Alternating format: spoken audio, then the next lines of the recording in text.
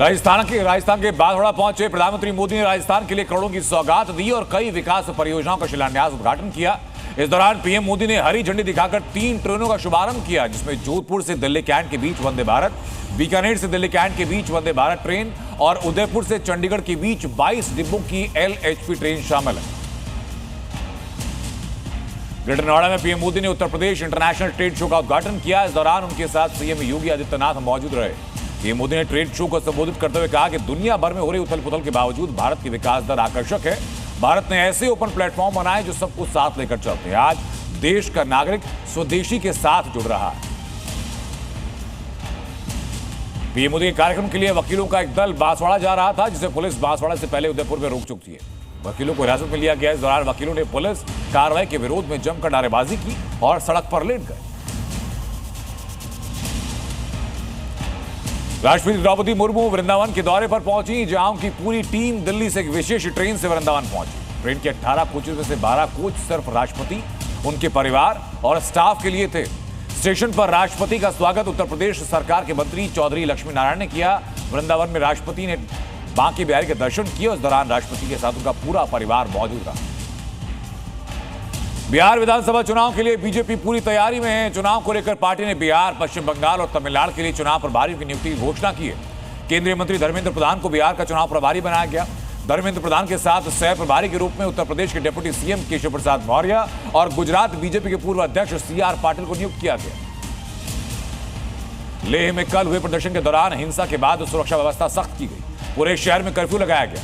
प्रशासन ने अगले आदेश तक इंटरनेट की स्पीड घटा दी और पुलिस के साथ CRPF की भारी तैनाती की गई। लद्दाख में पूर्व सीएम फारूक अब्दुल्ला ने मीडिया से बात की। फारूक ने कहा कि घटना बेहद दुर्भाग्यपूर्ण है। लद्दाख के लोग लंबे समय से विरोध कर रहे हैं, राज्य का दर्जा मांग रहे हैं और हमेशा शांतिपूर्ण गांधीवादी विरोध का तरीका अपनाया। अब्दुल्ला ने कहा कि लेकिन महीनों तक नजरअंदाज किए जाने के बाद उन्होंने गांधीवादी रास्ते छोड़ दिया और बीजेपी ऑफिस और वाहनों में आग लगाने सहित कठोर कदम उठाए। कल लेह में लद्दाख को पूर्ण राज्य का दर्जा देने की मांग को लेकर हुए हिंसक प्रदर्शन हुआ, लेकिन अब प्रदर्शन पर राजनीति शुरू हो चुकी है। दिल्ली के पूर्व सीएम अरविंद केजरीवाल केंद्र सरकार और बीजेपी पर निशाना साधते नजर आए और कहा कि सत्ता के नशे में चूर बीजेपी संवैधानिक अधिकार छीन रही है। यूपी के मंत्री रघुराज सिंह ने विनय कटियार के बयान का समर्थन किया और ऐसा करते हुए मंत्री रघुराज सिंह ने खुद विवादित बयान दिया। उन्होंने कहा कि देवता दैत्य एक साथ नहीं रह सकते, अयोध्या में राम भक्त ही रह सकते हैं। बिहार में चुनाव से पहले चुनाव आयोग ने बड़ा बदलाव किया। अब ईवीएम के अंतिम 2 राउंड की गिनती में बदलाव किया गया। अब अंतिम 2 राउंड की गिनती तभी शुरू होगी जब बैलेट पेपर की गिनती पूरी हो जाएगी। काउंटिंग के दिन डाक मतपत्रों की गिनती सुबह 8 बजे से होगी और ईवीएम की गिनती सुबह 8:30 बजे से। दिल्ली की मैनेजमेंट इंस्टीट्यूट में चल रहे काले कारनामे जैसे ही परतें खुल रही हैं, वैसे ही चौंकाने वाले खुलासे सामने आ रहे हैं। चैतन्यनंदन के खिलाफ दिल्ली पुलिस के FIR में कई खुलासे हुए। FIR के मुताबिक चैतन्यनंदन ने कई छात्राओं का यौन पीड़न किया। वो छात्राओं को जबरन उनके कमरे में ले जाया करता था। रक्षा के क्षेत्र में भारत ने एक और बड़ा कदम उठाया। DRDO ने पहली बार रेल लॉन्चर से अग्नि प्राइम मिसाइल का सफल परीक्षण किया। DRDO ने ओडिशा के चांदीपुर से रेल मोबाइल लॉन्चर से अग्नि प्राइम मिसाइल को लॉन्च किया और इसी के साथ भारत उन चुनिंदा देशों में शामिल हो गया जो रेल नेटवर्क पर चलते हुए मिसाइल छोड़ सकता है। रक्षा मंत्रालय ने इंडियन एयरफोर्स के लिए 97 LCA Mk-1A विमान खरीदने की बात की। इनमें 68 फाइटर और 29 ट्विन सीटर होंगे। इसके लिए HAL के साथ 62,370 करोड़ रुपए का कॉन्ट्रैक्ट किया गया।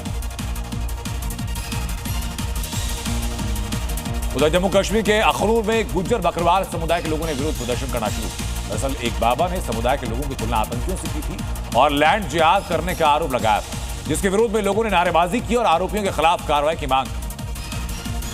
पंजाब के बठिंडा में नशा तस्करी के खिलाफ सरकार और पुलिस लगातार सख्त कदम उठा रही है। इसी बीच पंजाब सरकार के यूथ नशा मुक्त अभियान के चलते प्रशासन ने नशा तस्करों के खिलाफ सख्त कार्रवाई करते हुए अवैध मकानों को बुलडोज किया। यूपी में मिशन शक्ति के तहत कई थानों में छात्राओं को बनाया गया 1 दिन का थानेदार। आगरा के हरि पर्वत थाने में छात्रा काजल वर्मा को थानेदार बनाकर के 1 दिन के लिए थाने की जिम्मेदारी सौंपी गई। इसी दौरान थाने में आने वाली सभी महिलाओं की फरियाद भी सुनी गई। राजस्थान के अलवर में फाइनेंस कंपनी की धोखाधड़ी के बाद ग्रामीण हिंसक हो गए। ग्रामीण फाइनेंस कंपनी के एजेंट के घर के अंदर घुस गए और तोड़फोड़ की। कहा जा रहा है कि नव अंश इंडिया निधि लिमिटेड फाइनेंस कंपनी ने गांव में ग्रामीणों की एफडी के नाम पर करीब 5,000 अकाउंट खोले थे, लेकिन फाइनेंस कंपनी का मालिक और एजेंट दोनों करोड़ों रुपए लेकर वहां से फरार हो गए।